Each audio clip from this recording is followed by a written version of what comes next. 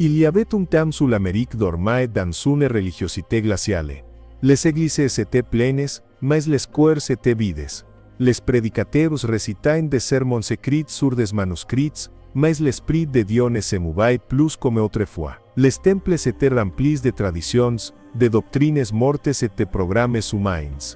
La puissance qui avait secoué les premiers disciples semblait avoir disparu, enfouie sous des décennies de formalisme et de compromis. Les hommes parlaient de Dieu, mais ne le connaissaient plus. Ils chantaient des hymnes, mais leurs âmes étaient sèches comme le désert. C'était une époque de ténèbres spirituelles, où même les plus fervents cherchaient quelque chose qu'ils ne pouvaient nommer. Une soif qu'aucune religion organisée ne pouvait étancher. Les années 1930 étaient marquées par la Grande Dépression, par la guerre, par la souffrance, mais surtout par un vide spirituel profond qui ronchait le cœur de la nation. Les jeunes allaient à l'église par habitude, par tradition, mais ils rentraient chez eux aussi vides qu'ils étaient venus. Les miracles étaient relégués aux pages de la Bible, considérés comme des événements du passé, réservés aux apôtres et aux prophètes d'autrefois. Personne n'osait croire que Dieu pouvait encore parler, encore guérir, encore se manifester avec la même puissance qu'au temps de Pierre et de Paul. C'était un temps où la foi s'était transformée en religion, et où la religion avait étouffé la vie. Mais dans les collines reculées du Kentucky, là où les montagnes touchent le ciel, et où la civilisation semble s'arrêter, Dieu préparait quelque chose que personne ne pouvait imaginer. Il préparait un homme, pas un théologien formé dans les grandes universités, pas un prédicateur éloquent habitué aux foules. Non, Dieu choisissait un homme brisé, marqué par la pauvreté, par la douleur, par le rejet. Un homme qui grandissait dans une cabane en Rondon, sans eau courante, sans électricité, sans éducation formelle. Un homme que le monde considérait comme insignifiant, sans valeur, sans avenir. Cet homme s'appelait William Marion Branham, et son histoire allait bouleverser des millions de vies à travers le monde entier. William était né dans une pauvreté extrême, le 6 avril 1909, dans une petite cabane perdue dans les montagnes. Sa famille était si pauvre qu'il ne possédait presque rien. Son père buvait, travaillait dans les scieries et les distilleries illégales, et la violence régnait souvent dans cette maison fragile. Mais dès sa naissance, quelque chose d'inhabituel s'était produit. Sa mère racontait qu'au moment où il était venu au monde, une étrange lumière était entrée dans la pièce, une colonne de feu qui s'était suspendue au-dessus du lit où il reposait. La sage-femme avait crié, terrifiée, ne comprenant pas ce qu'elle voyait. Mais cette lumière était un signe, une marque divine sur un enfant que Dieu avait mis à part avant même qu'il ne respire son premier souffle. Dès son plus jeune âge, William sentait quelque chose de différent en lui. À 7 ans, alors qu'il portait de l'eau du puits familial, il entendit une voix. Ce n'était pas une voix humaine. C'était une voix qui venait du ciel, une voix qui résonnait dans tout son être. Elle lui disait de ne jamais boire, de ne jamais fumer, de ne jamais souiller son corps, car Dieu avait une œuvre pour lui quand il serait plus grand. L'enfant s'était arrêté, tremblant, les larmes coulant sur ses joues. Il regarda autour de lui, mais il était seul. Personne d'autre n'avait entendu. Personne d'autre ne comprenait. Il rentra à la maison et raconta ce qui s'était passé, mais ses parents ne savaient pas quoi en penser. Son père le battait parfois, pensant qu'il inventait des histoires. Mais William savait ce qu'il avait entendu. Cette voix allait le poursuivre toute sa vie. Pendant des années, il essaya de fuir ce qu'il ressentait. Il ne voulait pas être remarqué, il voulait juste être un garçon normal, chasser dans les bois, pêcher dans les rivières, vivre comme les autres. Mais chaque fois qu'il essayait d'oublier, quelque chose le rappelait. Des visions venaient, des lumières apparaissaient. Des signes se manifestaient. Il voyait des choses avant qu'elles n'arrivent. Il savait des choses qu'il n'aurait jamais dû savoir. Et cela le terrifiait. À 19 ans, il était devenu garde-chasse et aimait la nature. Il passait ses journées dans les forêts, loin des hommes, loin des églises, loin de tout. Mais un jour, quelque chose changea. Il tomba gravement malade. Une infection bizarre, inexplicable, commença à ronger son corps. Les médecins ne comprenaient pas. Ils lui donnèrent quelques semaines à vivre. Allongé sur un lit d'hôpital, mourant, seul, William se souvint de la voix qu'il avait entendue dans son enfance. Il se souvint de toutes les fois où Dieu avait essayé de lui parler, et de toutes les fois où il avait fui. Et dans ce moment de désespoir total, il pria. Ce n'était pas une prière religieuse. Ce n'était pas une formule apprise. C'était le cri d'un homme brisé qui suppliait Dieu de lui donner une autre chance. Et Dieu répondit. Dans cette chambre d'hôpital, la présence de Dieu descendit comme un vent puissant. William sentit une chaleur envahir son corps. Il entendit à nouveau la voix, mais cette fois elle était plus claire, plus forte, plus réelle que jamais. La voix lui dit, « Je t'ai appelé de ta naissance. Ne crains rien. Tu porteras un don de guérison au peuple du monde. Tu prieras pour le roi et tu seras un signe pour cette génération. » William pleura comme un enfant. Il se repentit de toutes ces années de fuite. Il dit à Dieu, « Je te donnerai ma vie. Fais de moi ce que tu veux. » Et à partir de ce jour, il ne fut plus jamais le même. Il commença à prêcher dans une petite église baptiste, un bâtiment modeste qu'il avait aidé à construire avec ses propres mains. Personne ne le connaissait. Personne ne s'attendait à quelque chose de spécial. C'était juste un jeune homme maigre, timide et sans éducation, qui bégayait parfois quand il parlait. Mais quand il ouvrait la bouche pour prêcher, quelque chose se passait. Les gens pleuraient. Des cœurs se brisaient.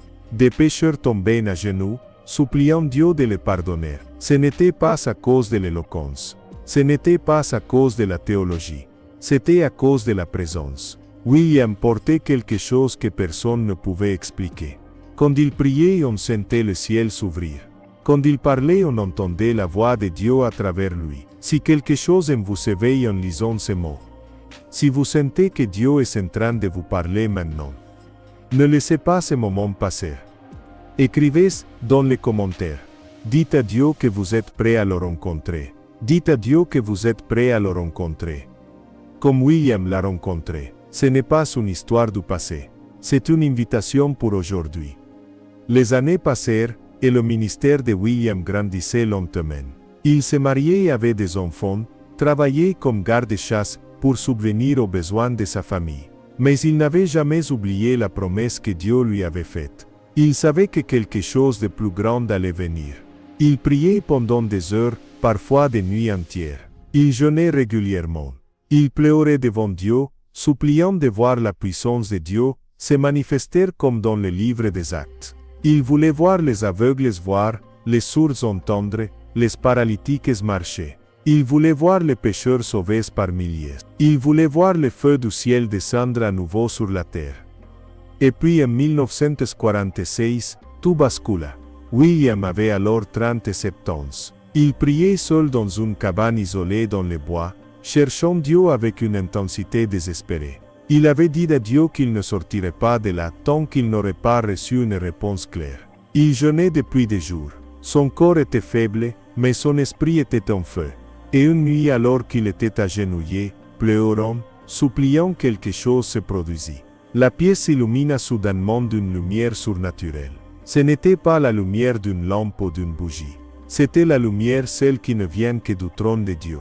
William tomba face contre terre, tremblant de tout son corps.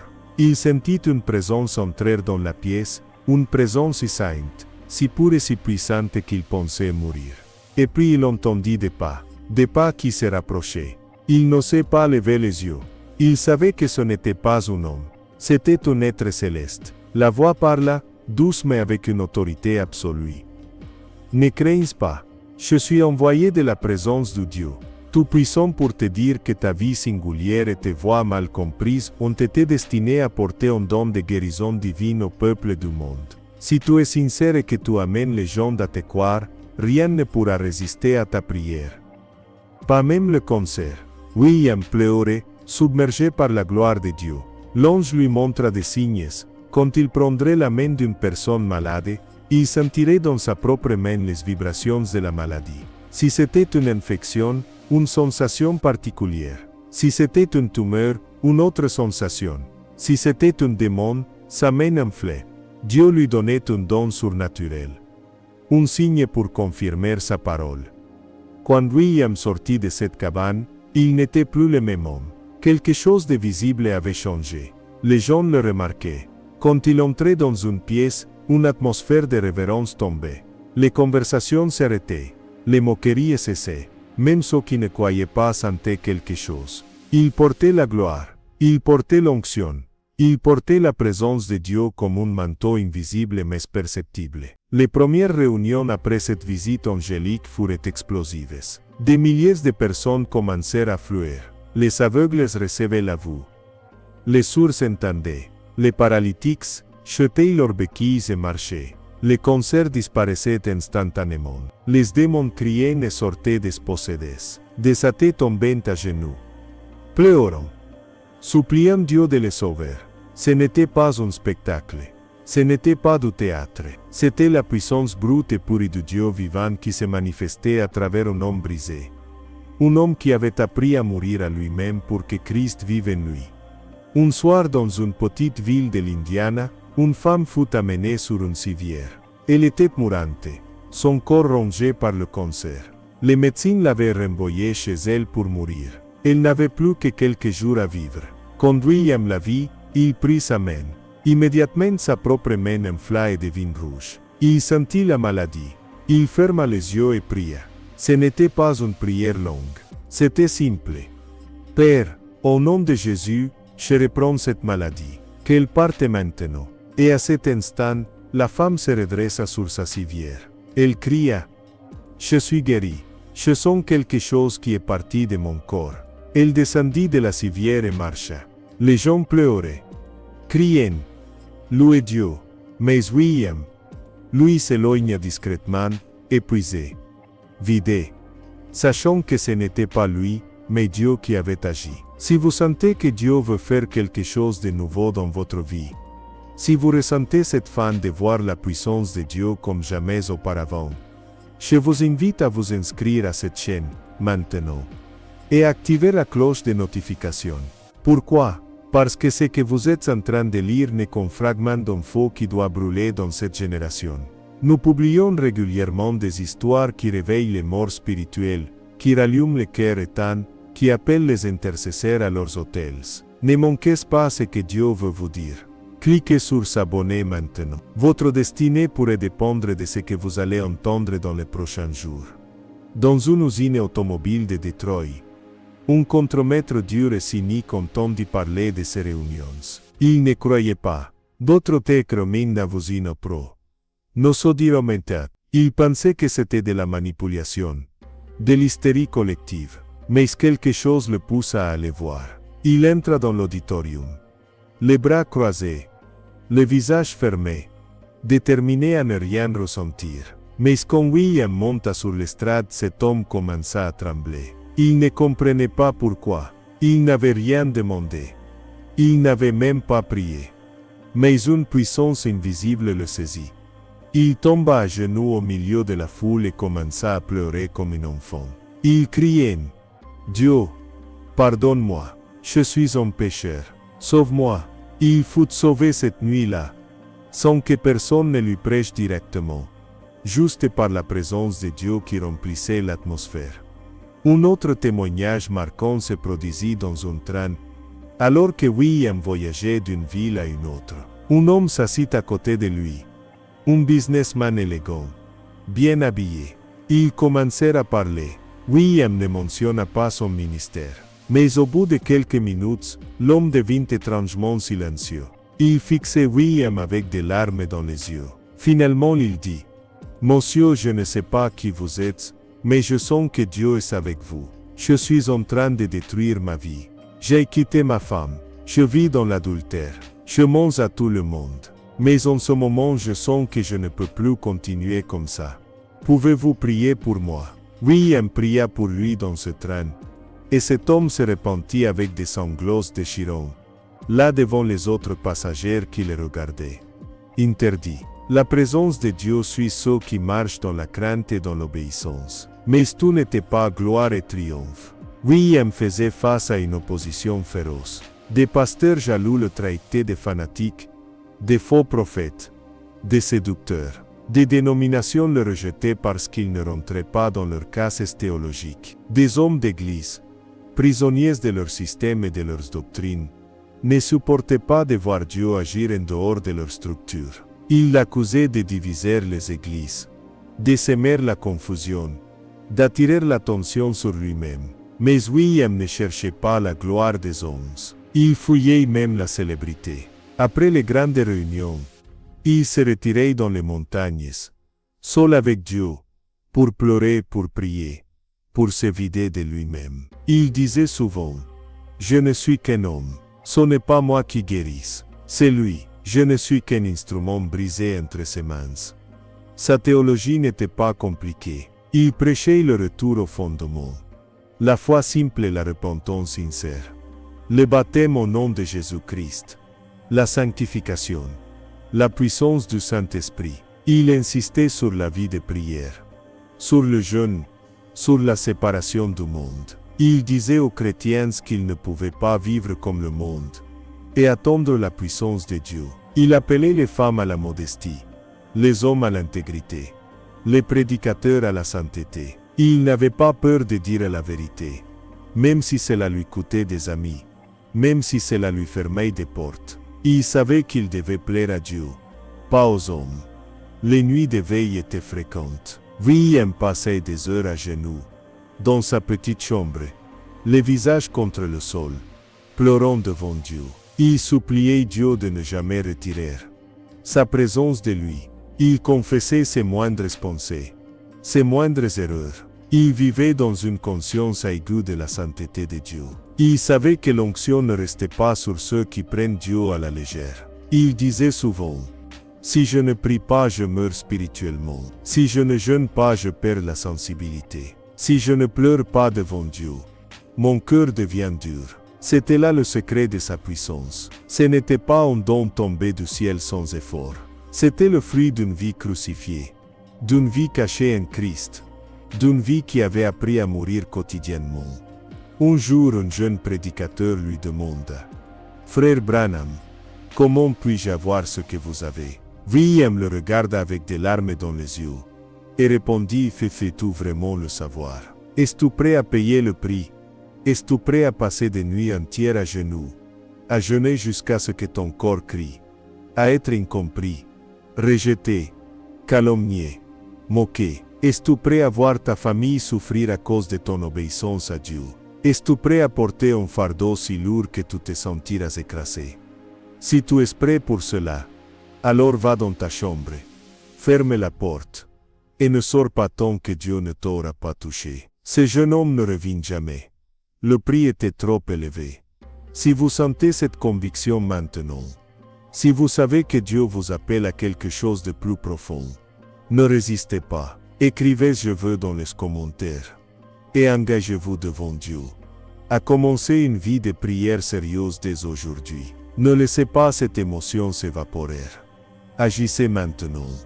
Dieu attend votre réponse. William racontait souvent une vision qu'il avait eue, où il se voyait devant le jugement de Christ. Des millions de personnes étaient là, sauvées à travers son ministère, le remerciant d'avoir été fidèle. Mais il voyait aussi ceux qu'il aurait pu atteindre s'il avait été plus obéissant, plus consacré, plus courageux.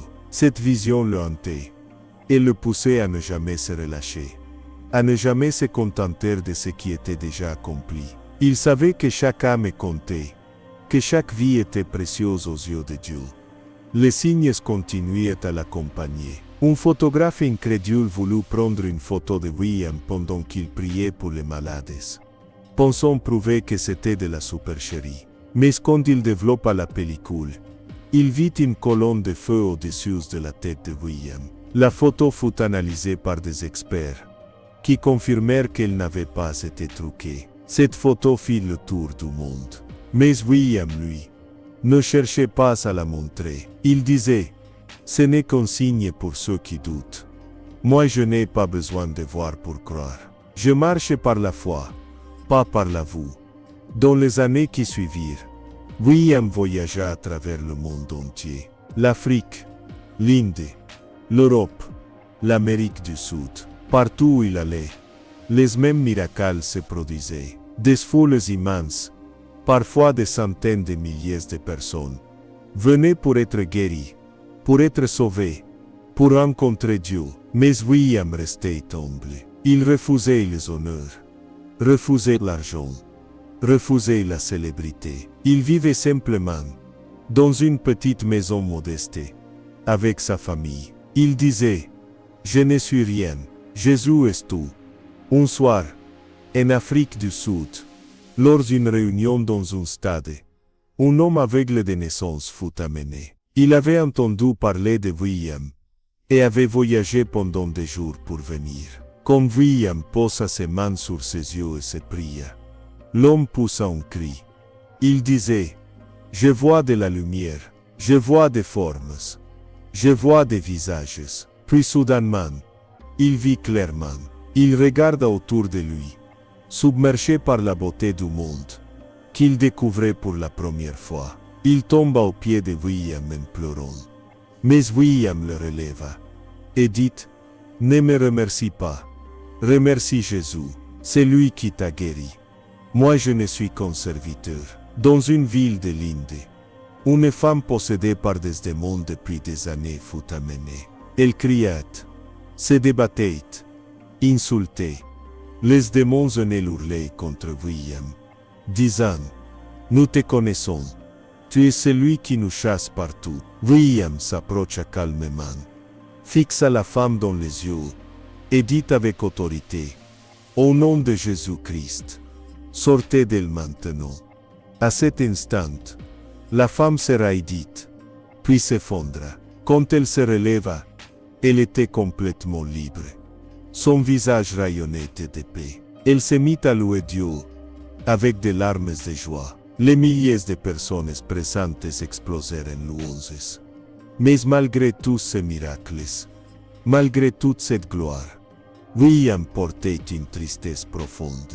Il voyait l'état de l'Église. Il voyait la tiédeur, le compromis, la mondanité. Il voyait des chrétiens qui se disaient sauvés, mais qui vivaient comme le monde. Il voyait des prédicateurs qui cherchaient l'argent et la gloire au lieu de chercher Dieu. Il pleurait sur cette génération. Il disait, l'Église est devenue la Odyssée. Elle est riche en connaissances, mais pauvre en puissance. Elle a une forme de piété, mais elle renie la puissance. Où sont les hommes qui tremblent devant Dieu? Où sont les intercesseurs qui pleurent pour les âmes? Où sont ceux qui sont prêts à tout abandonner pour suivre Christ? Il prêchait avec des larmes, suppliant les gens de se réveiller. Il disait, vous pouvez avoir tous les dons, tous les signes, tous les miracles. Mais si vous n'avez pas l'amour, si vous n'avez pas la sainteté, si vous n'avez pas la crainte de Dieu, vous n'avez rien. Le jour vient où Dieu séparera les brebis des boucs. Beaucoup diront en ce jour-là, Seigneur, Seigneur, n'avons-nous pas prophétisé en ton nom? N'avons-nous pas chassé des démons en ton nom? Et il leur dira, je ne vous ai jamais connus. Retirez-vous de moi, vous qui commettez l'iniquité. Si ce message vous touche profondément, si vous reconnaissez que vous avez besoin de revenir à la vérité, de revenir à la sainteté, de revenir à une relation authentique avec Dieu, laissez un amen dans les commentaires. Partagez cette histoire avec quelqu'un qui a besoin d'être réveillé. Le temps est court. L'Église doit se lever. Si vous avez lu jusqu'ici, c'est que Dieu vous parle. Ce n'est pas un hasard. C'est un rendez-vous divin. Et maintenant, vous avez un choix à faire. Vous pouvez fermer cette page et retourner à votre vie normale, à votre christianisme confortable, à votre religion sans puissance, où vous pouvez dire à Dieu, maintenant me voici, envoie-moi, utilise-moi, fais de moi ce que tu veux. Je suis prêt à payer le prix. Si c'est votre décision, écrivez dans les commentaires. Me voici Seigneur, et engagez-vous à commencer une nouvelle vie dès aujourd'hui. Partagez cette histoire avec au moins 3 personnes qui ont besoin de l'entendre. Laissez ce feu se propager. Le monde attend des hommes et des femmes comme William Branham. Le monde attend que vous vous leviez. L'héritage de William Branham nous rappelle que Dieu n'a pas changé. qu'il cherche encore aujourd'hui des hommes et des femmes qu'il peut utiliser, que les mêmes miracles peuvent encore se produire, que la même puissance peut encore se manifester, que le même feu peut encore descendre. Mais tout commence par une décision personnelle, dans le secret de votre chambre, à genoux devant Dieu, dans les larmes de la repentance sincère. La génération actuelle a désespérément besoin de voir des hommes et des femmes qui portent la présence de Dieu, pas des célébrités chrétiennes, pas des orateurs charismatiques, pas des influenceurs religieux, mais des hommes et des femmes brisés qui connaissent Dieu dans l'intimité, qui ont payé le prix dans le secret, qui marchent dans la sainteté et l'humilité, et qui portent l'onction authentique du Saint-Esprit. William Branham disait, le plus grand besoin de l'heure n'est pas de meilleurs prédicateurs, de meilleures églises, de meilleurs programmes. Le plus grand besoin de l'heure est d'hommes et de femmes qui connaissent Dieu personnellement, qui ont une relation vivante avec lui, qui marchent dans sa présence jour après jour, et qui sont prêts à le laisser vivre sa vie à travers. Cette histoire n'est pas racontée pour glorifier un homme, elle est racontée pour glorifier Dieu, qui prend des hommes ordinaires et fait des choses extraordinaires à travers eux. Elle est racontée pour vous montrer que si Dieu a pu utiliser un pauvre garçon sans éducation des montagnes du Kentucky, il peut vous utiliser aussi, peu importe qui vous êtes, d'où vous venez, ou ce que vous avez fait dans le passé. Ce qui compte, c'est votre réponse aujourd'hui, c'est votre décision maintenant, c'est votre consécration à partir de ce moment. Dieu attend, il vous appelle, il vous tend la main, il vous invite à entrer dans une dimension de foi que vous n'avez jamais connue. Mais vous devez faire le premier pas, vous devez fermer la porte de votre chambre, vous mettre à genoux et crier à Dieu du plus profond de votre âme. Seigneur, je veux ce que tu veux pour moi. Je veux te connaître comme William te connaissait. Je veux porter ta présence comme il l'a porté. Je suis prêt à payer le prix. Utilise-moi. Et quand vous prierez cette prière avec sincérité, avec des larmes, avec tout votre cœur, Dieu répondra. Il ne fait jamais défaut à ceux qui le cherchent de tout leur cœur. Il ne refuse jamais ceux qui viennent à lui, brisés et humiliés. Il ne rejette jamais ceux qui ont soif de sa présence. Il descendra dans votre chambre. Il touchera votre vie. Il transformera votre être. Et il fera de vous un instrument entre ses mains pour toucher cette génération. L'histoire de William Branham continue à travers vous. Son message continue à travers votre vie. Son feu continue à travers votre consécration.